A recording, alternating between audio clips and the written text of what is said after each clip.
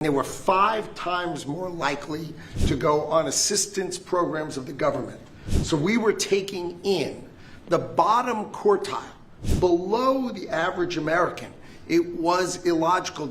So historically, the employment-based green card program let in 281,000 people a year. And those people, on average, earned $66,000 a year on average, and they were 5 times more likely to go on assistance programs of the government.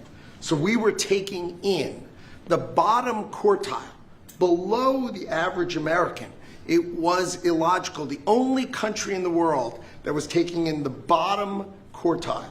So what we are doing now is we are going to stop doing that.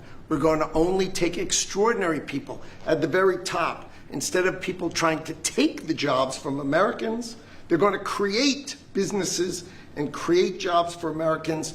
And this program will raise more than $100 billion for the Treasury of the United States of America. Which we'll use for cutting taxes and paying down debt. We think it's going to be very successful. Essentially, we're having people come in, people that in many cases, I guess, are very successful or whatever, and they're coming in, they're going to spend a lot of money to come in, they're going to pay as opposed to walking over the borders, and they may come from jails, prisons, and everything else. These people don't. They're very productive people, and they're going to pay $1 million. The corporation's going to pay $2 million, and it's going to raise billions of dollars, billions and billions of dollars, which is going to go to reduce taxes, pay off debt, and other good things. So I think it's going to be very successful. Mr. President, what? Are the big techs on board with this decision? I wish you'd speak more clearly. I really do. Give it to me again. Are the big techs, the CEOs, on board with this decision? Big techs? Tech companies. Big tech companies. Yeah, big tech. Yeah, it's big tech. It's every company. It's big tech. It's big tech. It's big everything. Okay. It's a company. I said it's not a tech company. It's tech companies and everything else. It's companies having a hard time getting people to be able to stay in the country. It's very difficult. Now, if you want to walk through the border, you can have no problem. People say, well, the best way to come in is walk right through the border. But they can't do that anymore because under our administration, the border is totally closed. You can only come in if you come in legally, and that's the way it's been, and that's the way it should be. And we're taking a lot of people out of the country that are here from prisons, from jails, from mental institutions, and even insane asylums, people that are crazy. We're taking them out of the country. We're getting them out of the country because you can't have a country like that. And I tell you, Christie and Tom Holman and all of the people that have worked so hard on this, they've done an unbelievable job. And I think we're getting great marks for it. People feel safe. Washington, D.C. is just the beginning. We brought the numbers down in Chicago a little bit by having the FBI in there for the last 5 months. We brought the numbers down in Memphis a little bit, but now we're going for the big one. Now we're going to go for the big one. But we set ourselves up very well in Chicago, Memphis, New Orleans a little bit, going in early just to see what was happening. We study it. We're studying the site. It's sort of like war. I mean, I hate to tell you, it's like war. Some of these people are really bad. They're really, really sick people. They're dangerous people. They're killers. They're murderers, drug dealers, and you can't have it. You can't have a country like that.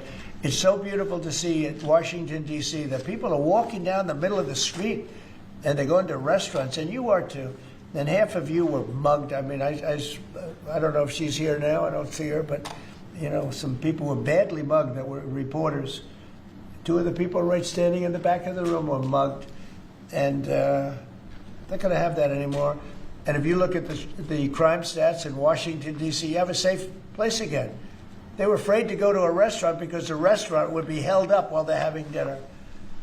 And so they'd be mugged going there, and assuming they escaped the mugging, they go to the restaurant and then they're held up.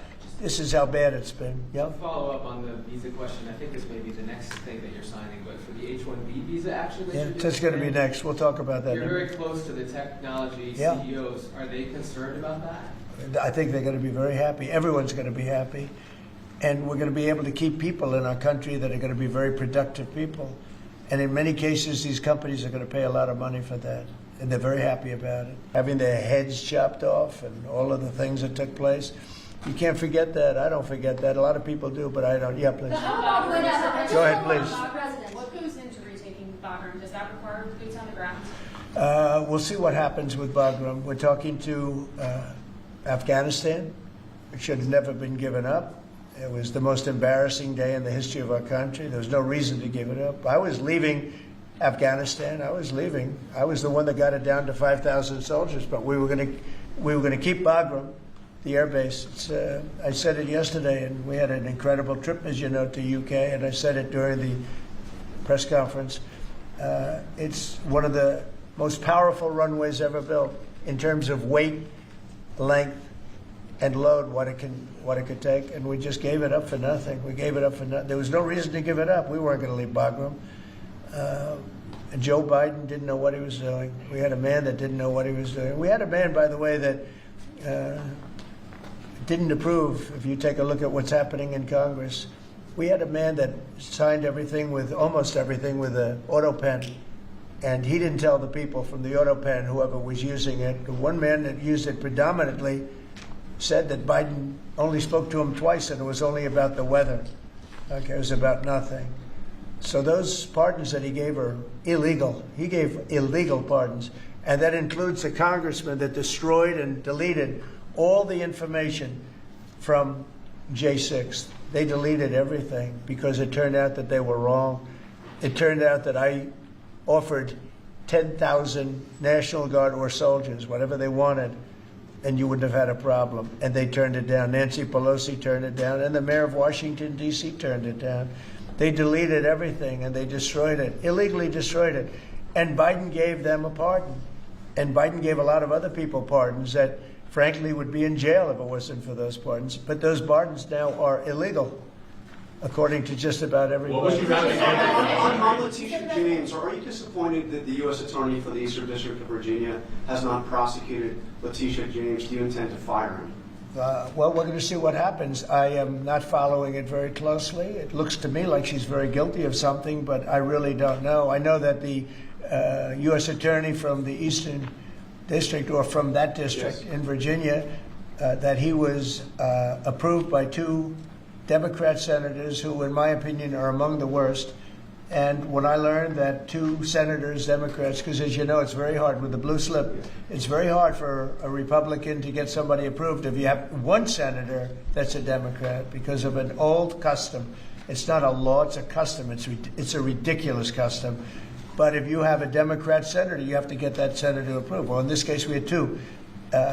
When I saw that he got 2 senators, 2 gentlemen that are bad news as far as I'm concerned, when I saw that he got approved by those 2 men, I said, pull it, because he can't be any good. So you want him fired? You want him out?